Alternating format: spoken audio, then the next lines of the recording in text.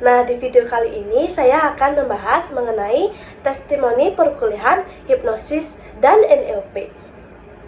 Nah, baiklah, di sini saya akan membawakan dua pembahasan, yaitu pembahasan yang pertama mengenai materi apa saja yang menarik bagi saya dalam mempelajari hipnosis dan NLP. Nah, untuk pembahasan yang kedua, yaitu harapan saya setelah mengikuti perkuliahan hipnosis dan NLP. Nah, untuk materi yang menarik menurut saya, yaitu materi self-hipnosis dan sugesti. Nah, yuk kita simak pembahasan di video berikut ini. Nah, baik, yang pertama saya akan menjelaskan mengenai manfaat dan tujuan mempelajari materi self-hipnosis. Nah, yang pertama itu ada pengelolaan stres. Nah, self-hipnosis dapat membantu mengurangi tingkat stres dan meningkatkan keadaan relaksasi, memungkinkan kita menghadapi tantangan sehari-hari dengan lebih tenang. Nah, yang kedua itu ada peningkatan fokus dan konsentrasi. Nah, melalui praktik self-hipnosis, kita dapat mengembangkan kemampuan untuk meningkatkan fokus dan konsentrasi, memperbaiki produktivitas dan kinerja. Nah, yang ketiga yaitu ada pengendalian perilaku. Nah, self-hipnosis dapat digunakan untuk membantu mengatasi kebiasaan buruk atau merubah perilaku yang tidak diinginkan, seperti merokok atau makan berlebihan. Nah, yang keempat itu ada penyembuhan diri. Nah, beberapa orang menggunakan self-hipnosis sebagai pendekatan tambahan dalam proses penyembuhan fisik atau emosional, memfasilitasi regenerasi dan pemulihan. Nah, yang kelima yaitu ada peningkatan kesehatan mental. Nah, praktik self-hipnosis dapat memberikan manfaat kesehatan mental dengan mengurangi gejala kecemasan, depresi, atau insomnia. Nah, yang keenam yaitu peningkatan percaya diri. Nah, melalui penggunaan afirmasi positif dalam self-hipnosis, seseorang dapat memperkuat rasa percaya diri dan meningkatkan pandangan positif terhadap diri sendiri. Nah, yang ketujuh yaitu manajemen nyeri. Nah, beberapa orang menggunakan self-hipnosis sebagai alat untuk mengelola rasa sakit kronis atau untuk membantu mengurangi rasa sakit selama prosedur medis. Nah, yang kedelapan yaitu ada peningkatan kreativitas. Keadaan hipnosis dapat merangsang kreativitas. Nah, mempelajari self-hipnosis dapat membantu seseorang mengakses pikiran bawah sadar dan ide-ide kreatif. Nah, lalu yang kesembilan yaitu ada peningkatan kualitas tidur. Nah, praktik self-hipnosis sebelum tidur dapat merangsang tidur yang lebih nyenyak dan memperbaiki kualitas istirahat. Nah, yang terakhir yaitu yang ke-10 adalah pengembangan keterampilan pribadi. Mempelajari self-hipnosis dapat menjadi alat pengembangan diri yang kuat, membantu kita mengoptimalkan potensi pribadi dan mencapai tujuan hidup.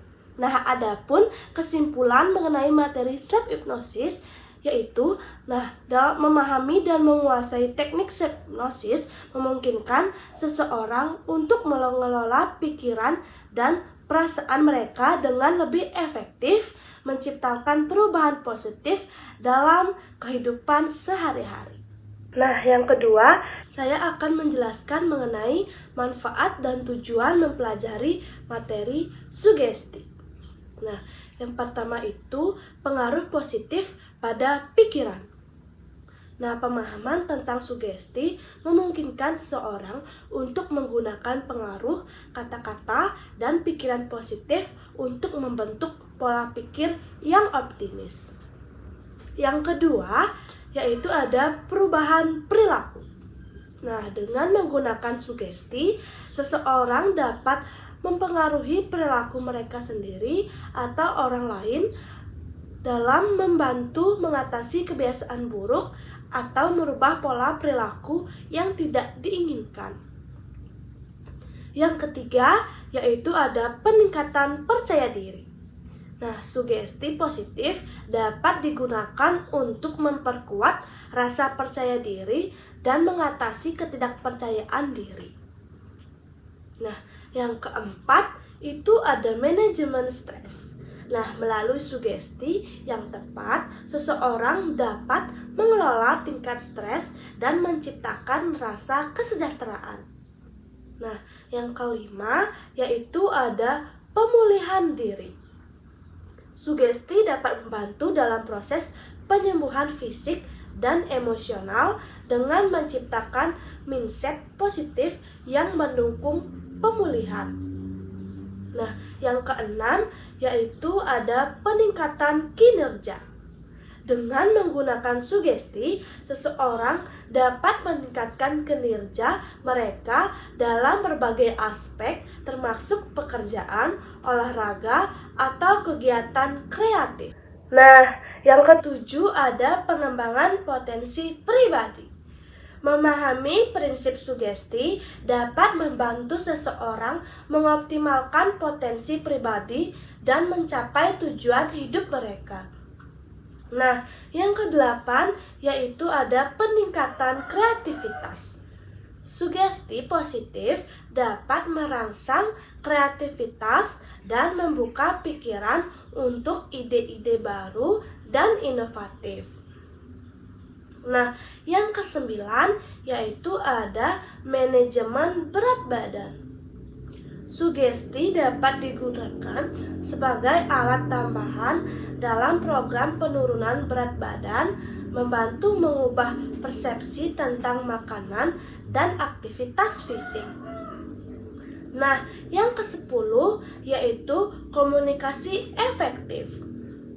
Mempelajari sugesti membantu dalam pengembangan keterampilan komunikasi, memungkinkan seseorang untuk berkomunikasi dengan lebih efektif dan meyakinkan.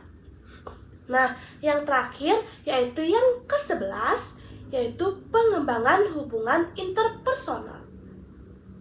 Sugesti dapat digunakan untuk membantu hubungan yang lebih positif dengan orang lain, meningkatkan empati dan pemahaman.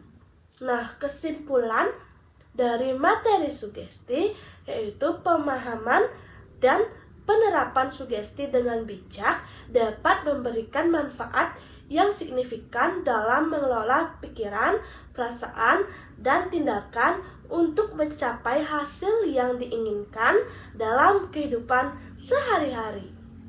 Nah, setelah menyelesaikan mata kuliah hipnosis dan NLP, harapan saya adalah dapat mengaplikasikan pengetahuan dan keterampilan yang telah saya pelajari dalam kehidupan sehari-hari. Nah, berikut beberapa harapan yang saya miliki. Nah, yang pertama, mampu mengatasi masalah pribadi.